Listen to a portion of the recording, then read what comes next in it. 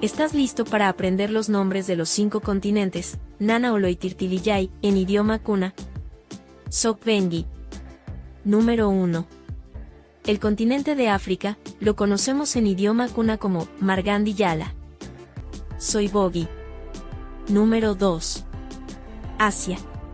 El continente de Asia, en idioma kuna se dice Napsagandi Yala.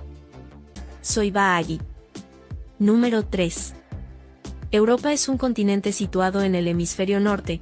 El continente de Europa, en idioma kuna se dice Surub Yala.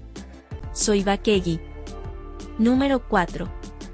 Oceanía. El continente de Oceanía, en idioma kuna se dice Mu Balugun Sokyala. Soy Batargi. Número 5. América es el segundo continente más grande del mundo. El continente de América, en idioma kuna se dice Abya Yala.